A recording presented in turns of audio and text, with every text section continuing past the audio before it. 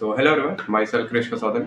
और इस वीडियो को डालने में थोड़ा डिले हो गया, बट द थिंग इज कि NEET examination is happening again and it's been a week since the news has been out that there would be conduction of re NEET examination 2026। और इस point of time पे ज़्यादातर students तो वापस से अपने track पे आ चुके होंगे, वापस से अच्छे से पढ़ना चालू कर चुके होंगे। पर कहीं ना कहीं अब इस चीज़ की वजह से उनके दिमाग में एक बहुत बड़ा डर बैठ चुका है। स्पेशली उन स्टूडेंट्स की बात करें जिनका अच्छा स्कोर बन रहा था पिछले नीट में, जिनको लग रहा था कि हाँ उनका कट ऑफ क्लियर होगा, उनको एक अच्छा कॉलेज मिलेगा। और इस डर की वजह से कहीं ना कहीं आप लोग अच्छे से पढ़ नहीं पा रहे होगे। पर ये चीज़ समझो कि अभी इन सब चीज़ों के बारे में सोचने का समय नहीं है, क्योंकि मान लो कि तुम अभी इस चीज़ को लेके परेशान हो रहे हो, अच्छे से पढ़ाई नहीं कर रहे हो। पर कहीं ना कहीं एक वो स्टूडेंट जिसका पिछली बार कट ऑफ क्लियर नहीं हो पा रहा था, कुछ नंबरों से रह जा रहा था, वो अच्छे से मेहनत करना चालू कर चुका होगा, वो अच्छे से पढ़ाई कर रहा होगा, क्योंकि उसको कहीं ना कहीं ऐसा लगता है कि वो इस बार तो क्लियर कर लेगा। ठीक है, तो इस चीज़ को तुमको ध्यान में रख के पढ़ाई करनी है। और आप एक चीज़ और समझो कि अगर आप इस आखिरी के 1 महीने में पढ़ाई नहीं करते हो, तो कहीं न कहीं आपको 1 साल वापस से देना पड़ेगा। और मैं किसी के बारे में तो नहीं जानता, पर हो सकता है किसी का आखिरी ड्रॉप हो, कोई इसके बाद कोई दूसरा ऑप्शन चूज़ करने वाला हो। तो अब आपके पास कोई और ऑप्शन नहीं बचा हुआ है, because of the education system आपके पास कोई ऑप्शन नहीं है। आपको अपना बेस्ट पॉसिबल इस बार देना ही होगा।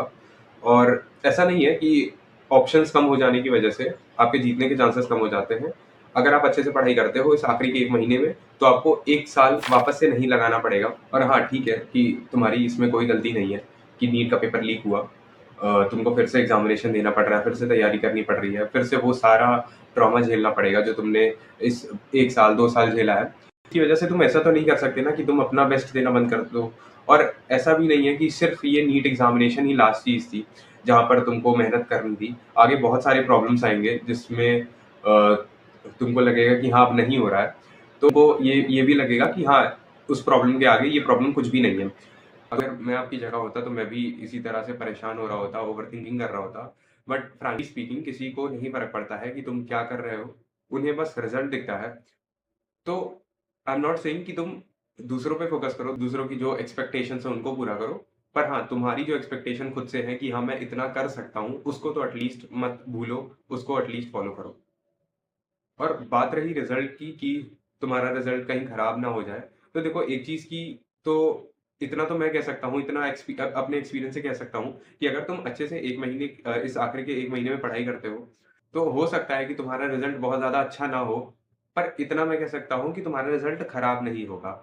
Okay, now let's talk about how to prepare in this 1 month. So ज़्यादा कुछ अलग करने की ज़रूरत तो नहीं है तुमको।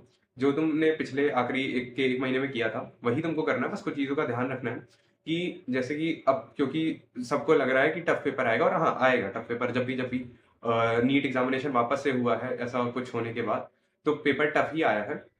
एक चीज़ के बारे में तो तुमको परेशान होना ही नहीं है, वो है कि पेपर टफ आएगा या फिर ईज़ी। क्योंकि जितने भी तुम टेस्ट पेपर फ़ॉलो कर रहे थे, उसमें तुमने देखा होगा कि अब टफ क्वेश्चन्स ही ज़्यादा दिए जा रहे हैं, क्योंकि नीट 2025 का पेपर टफ था। तो इसलिए ये तुम्हारे पास एक प्लस पॉइंट है कि अगर पेपर टफ आ भी जाता है, तो तुमने इनफ तैयारी कर रखी है। दूसरी चीज़ कि बायो की बात करें, तो बायो में तुमको जितना हो सके एनसीईआरटी रिवाइज़ करना है। याद रखना क्वेश्चन लेंथी आएँगे, ठीक है? तो उसी के हिसाब से प्रिपेयर करना है। और कुछ 1-2 क्वेश्चन्स टफ कैटेगरी आते हैं, तो अच्छे से प्रैक्टिस कर लेना। फिजिक्स और केमिस्ट्री में तुमको वही प्रैक्टिस जितनी हो सके प्रैक्टिस करनी है। अब कोई नया चैप्टर मत स्टार्ट करना। नया चैप्टर से मेरा मतलब है कि जो चैप्टर्स तुमने कभी अच्छे से नहीं देखे हैं, उनको मत देखना, तुम्हारा सिर्फ टाइम वेस्ट होगा। एक इम्पोर्टेंट चीज़ कि जो तुम हो सकता है पिछली बार गलती कर रहे हो, वो है कि सिर्फ और सिर्फ मॉक टेस्ट देना। देखो, ज़्यादातर टीचर्स, ज़्यादातर लोग यही कहते हैं कि जितने हो सके मॉक टेस्ट दो।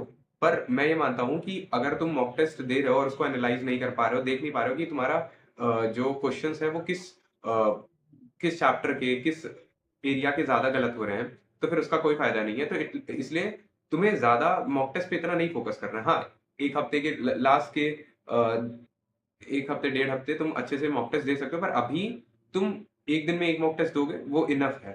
फिर में उन स्टूडेंट्स की बात करें जिनका स्कोर अच्छा नहीं बन रहा था, जिनको लग रहा था कि हाँ, कट ऑफ नहीं क्लियर हो पाएगा, कुछ नंबर से रह जाएगा। तो देखो, आपको एक बहुत अच्छा मौका मिला है, वापस से एक चांस मिला है। और अगर आपको एक वापस से चांस मिला है, तो इसका कोई ना कोई पर्पस होगा।